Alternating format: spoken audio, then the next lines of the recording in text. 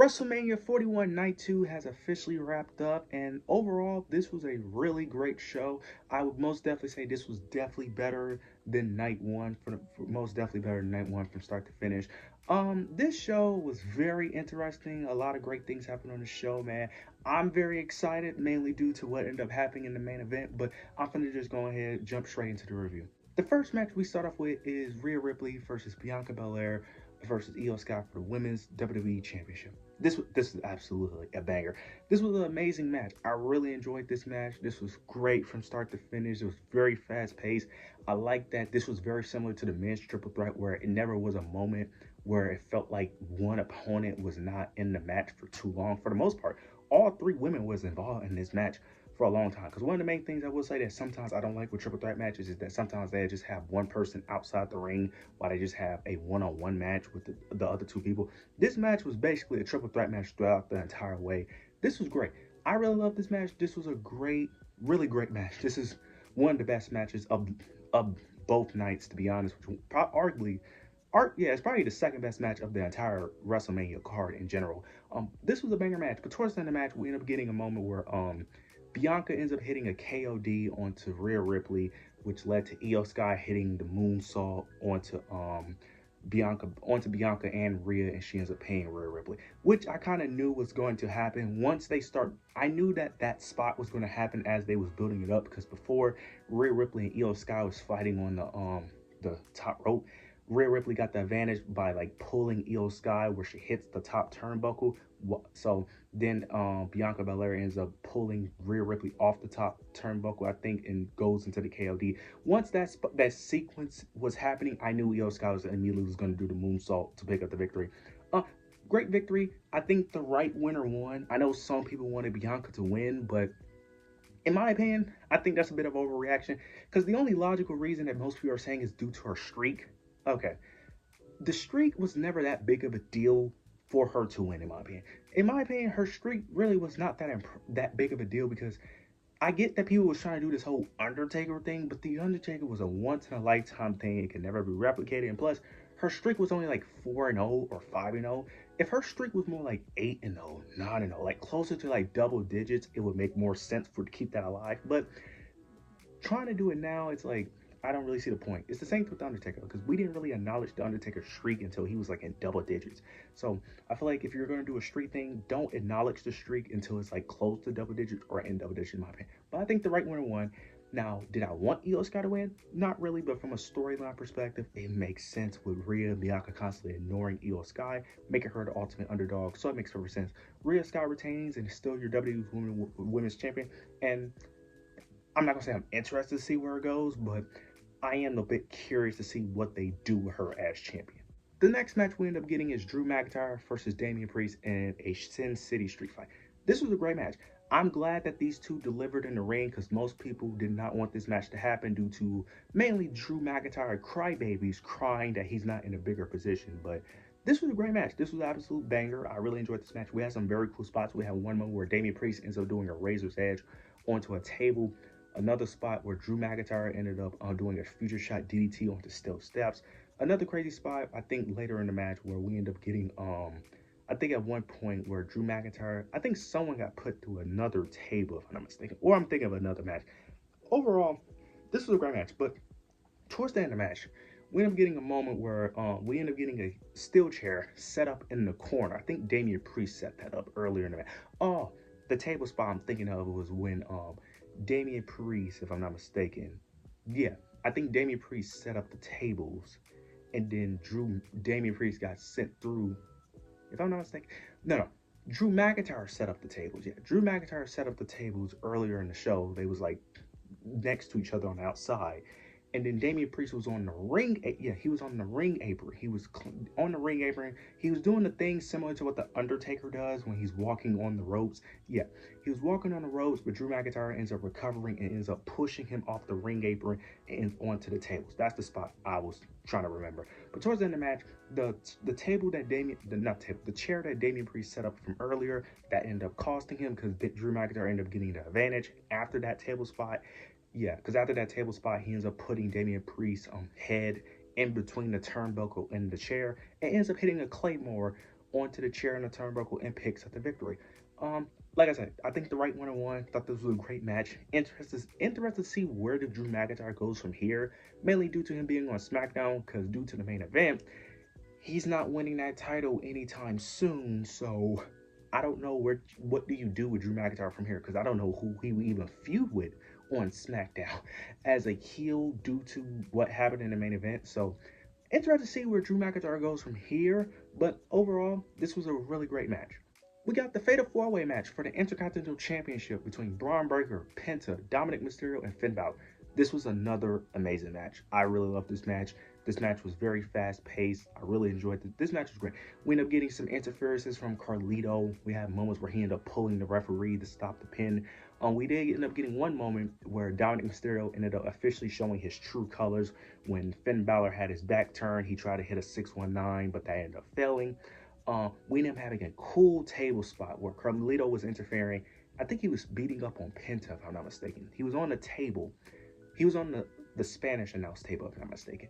Then Braun Breaker got on the other announce table. He ran off the announce table onto the Spanish announce table and speared him. That spot was sick. That might have been spot of the night. Like, that spot was amazing, man. That was an amazing spot. But towards the end of the match, you end up getting Braun Breaker, if I'm not mistaken. I think Dominic Mysterio was getting the advantage on Braun Breaker, but then you end up getting Finn Balor taking out Dom on the top rope. Yeah, because Dom was gonna go for a frog splash. Then you get Finn Balor start doing his signature stuff to set up the coup de grace. But then as he ends up hitting the coup de grace, Dominic Mysterio ends up hitting the frog splash onto Dominic and Braun Breaker, similar to what Io Sky did, and ends up pinning Finn Balor to pick up the victory. And now he is your new Intercontinental Champion. This is exactly what I predicted. Now, I thought Liv Morgan would get involved, but this was great. I'm glad that Dominic won. This was a great moment. I love this. I love this. I love this. This was amazing. Now, I am interested to see how this plays out because typically, he would be a babyface now, Finn Balor, but due to the build of why they did this to Finn Balor, I don't feel sympathy for Finn Balor.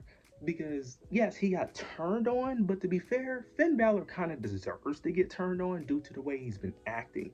Like, this isn't a Damian Priest situation. Now, Damian Priest did similar things to Finn Balor, but one, he did it in less time, and two, he was a world champion, so they gave him more leeway, and three, he constantly told the Judgment Day to not get involved in his business, but they constantly did. This is different. Finn Balor was just being a condescending jerk to the other members while being a loser. Like, that's completely different. So for me, he's not really a babyface, but I guess he's technically a babyface in this situation. But to me, he's just a heel that just got betrayed. That's how I'm looking at it, but they're probably going to go with a babyface Finn Balor in this situation. But this is great. Dominic Mysterio is a mid-card champion. This is great. I'm very interested to see how a mid-card champion works, because we haven't had a mid-card champion or a champion in general like Dominic Mysterio in a while, because typically every champion we typically get is like a strong dominant champion that defends the title that's hard to beat. Dominic is not that. Dominic is a Weasley heel. We haven't had a champion on the men's side like that for a while. So I'm very interested to see how that plays out and how Triple H books Dominic Mysterio's Intercontinental Championship run. Now we end up getting Randy Orton versus his mystery opponent. This match was originally supposed to be Kevin Owens, but due to Kevin Owens getting injured, hopefully he gets a speedy recovery. But due to him getting injured, he ends up getting a mystery opponent. It ends up being Joe Hendry, which was very shocking. I did not think it was going to be Joe Hendry, mainly because the TNA and WWE relationship is mainly NXT. So it was very shocking that they actually pulled the trigger on this and actually had him be at WrestleMania. This was a short match, which as expected, because this was last minute. Like, this was a last minute resort. Like, so it makes sense why it was short. It was fun while it lasted, though. Randy Orton ends up picking up the victory. Joe Hendry did have the advantage, but he ends up celebrating, which allowed Randy to hit the RKO. After the match, you end up getting Joe Hendry and Randy. It looks like they was going to have a sign of respect moment, but Randy Orton ends up hitting an RKO on him again. And then he ends up doing the Joe Hendry pose, but instead of doing Joe Hendry's pose, he ends up doing his own signature pose, which I thought was very cool. This was just a cool moment. It was a quick match, very cool moment. That's all it needed to be, because Randy Orton wasn't going to get the banger or the deep storytelling that we was going to get with Kevin Owens. So get a fun, enjoyable moment that everyone can enjoy. I'm cool with it. I thought this was great. Now we end up getting Logan Paul versus AJ Styles. And this match kind of underdelivered. It was a good match. It wasn't the match I thought it would be. I thought this was going to be a sleeper match, in my opinion. I thought this was going to be a sleeper banger match, especially because Logan Paul is typically due for a banger match at Mania. He did a banger with Seth Rollins. He did a banger last year at 40 between Kevin Owens and Randy. So I thought this was going to be another banger. This match was kind of, it was fine. It was a good match, but this felt like a TV match, not like a PLE match. Towards the end of the match, you end up getting Logan Paul, one of his podcast members, trying to give him the brass knuckles, but Karrion Kross, of all people, interferes for whatever reason, tries to give it to AJ Styles, but AJ refused, and this allowed Logan Paul to take advantage and knock AJ out. He ends up hitting his finisher and picking up the victory. I'm a bit confused. I know AJ and Karrion Kross been having some type of dynamic, but that doesn't make sense from Karrion Kross' perspective to help AJ Styles. Like, I don't understand why. Like, I don't get the reasoning for him helping AJ Styles at all, in my opinion. I get what he's trying to do to a degree, to turn AJ, to try to make him do whatever it takes, whatever he needs to do to win, but I don't understand, why do we need Karrion Kross to interfere? I understand Logan Paul interfering, his friends interfering. That makes sense, but I don't understand Karrion Kross trying to help AJ in this match. I don't think Karrion Kross has ever done this with any person he has turned heel. So I don't understand this. I feel like it makes no sense. I feel like it was a bit too much in my opinion, and kind of unnecessary in my opinion. The match was good. It was a fine match, but I feel like it was a bit unnecessary with the whole Karrion Kross thing overall. Now we end up getting Liv and Raquel versus Lyra Valkyria and her mystery opponent due to Bayley ended up getting taken out. She's not injured, but she just randomly got pulled, which I feel like was a bit messed up, especially due to it being last minute. But we end up getting the return of Becky Lynch, which I am excited for. I miss Becky Lynch. She is easily the GOAT of women's wrestling. I don't like the way they did it because I still feel like Bayley should never got taken out in the first place, especially last minute. But she ends up being the obvious pick for Lyra's tag partner, and this was a solid match. This was a really solid match, but Bayley and I'm not Bayley, Becky and Lyra end up being your new WWE Women's Tag Team Champions.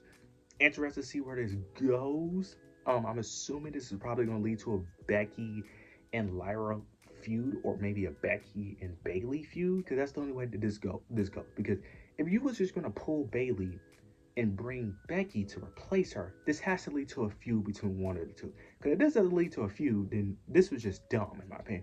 And for the women's tag titles, I could really care less because they're not important. So if anybody is complaining that Liv and Raquel lost this match, why do you care? Because the women's tag division is non-existent and those titles are meaningless. So them losing those titles don't hurt them at all. But I'm interested to see what they do with Becky Lynch, whether it's a feud with Lyra with her being a heel, or a Becky and Bayley feud. So interested to see where that goes. Now we get the main event. Cody Rhodes, John Cena for the undisputed WWE Championship. Okay, a lot of people have a lot of mixed emotions about this match. This match is getting a lot of criticism. Me personally, I honestly don't care. I'm just glad with the end result, to be honest. But this match for me, it was solid. It was a solid match. I went into this match knowing it wasn't going to be a 5-star classic, mainly due to John Cena's limitations, especially at his older age. I expect this match not to be a banger. This match played out how I kind of expected it to, being a decent to okay in-ring performance with the crowd mainly carrying this match. Similar to like Hogan and Rock, the crowd mainly carried this match, and I feel like they did decent enough in-ring to make it enjoyable. The problem was towards the end, because we ended up getting some cool spots. John Cena hit like 4 finishers in this match. We had some cool spots, but towards the end of the match, you end up getting Travis Scott. He comes out. John Cena is happy. He's excited that Travis Scott's out there to help. And Cody Rhodes ends up getting the advantage. He ends up hitting, well, it was a ref bump before, but Cody Rhodes ends up hitting the crossroads, but Travis Scott pulls the referee out. Then we end up getting this weird sequence where Travis Scott and Cody Rhodes are like going back and forth. They're having a stare down and all of this. Travis Scott tries to attack Cody, but Cody ends up, of course, dodging it and blocking it, hits a crossroads onto Travis Scott. Then this allows John Cena to get the WWE title, picks it up, tries to hit Cody Rhodes with it, but Cody Rhodes ends up catching it, pulls the title away from John Cena. Then he tries to use it on John Cena, but John Cena is like pleading his case, he's begging Cody not to use it. And Cody is contemplating whether or not he wants to use it, which is a good callback because John Cena said in his promo that Cody Rhodes is going to have to choose between doing the right thing or winning the match. And this is what he has to decide. And he decides to do the right thing. decides not to use the title, and then John Cena low blows him. Then you end up getting him. I think yeah, he ends up getting the title back. Ends up hitting him with the championship. Travis Scott pulls the ref back in the ring, and then the ref counts 1, 2, 3, and John Cena is now your new undisputed WWE champion, and he breaks the record. Okay, I will say this: the ending was very anticlimactic and it was a bit disappointing. But the ending is not the problem. The problem is Travis Scott had too much involvement in this match. That's the issue. I'm cool with him being involved because I think it makes sense for him to be involved, especially because he was involved in the initial heel turn. He was too involved in the match though, because the last like 5 to 10 minutes, he was there involved in the match constantly. That was the issue. If he was just involved in the finish where he ended up pulling the referee back in and then the whole championship thing, that would have been fine. But him pulling the referee out and then having a stare down between Cody, that was just too much. And plus, I thought that personally what was going to make this match special was that The Rock was going to be involved and we was going to have like a bloodline rules situation. We got none of that. We just got Travis Scott. So a lot of people are criticizing this match, which I understand. The match itself wasn't bad. The in-ring work was not bad. It's just the involvement of Travis Scott was a bit too much. But me personally, do I care? No, because my GOAT, he won his 17. That's all I care about. And the right winner won. John Cena is your new undisputed champion. That's all I really care about. It is disappointing how he won it due to the match not being the best, but I knew the match wasn't going to be some all-time classic. But nonetheless, he won 17. That's all I care about. But overall, night 2 was amazing. It was amazing from start to finish. I really loved night 2 of WrestleMania. Overall, this WrestleMania was really great.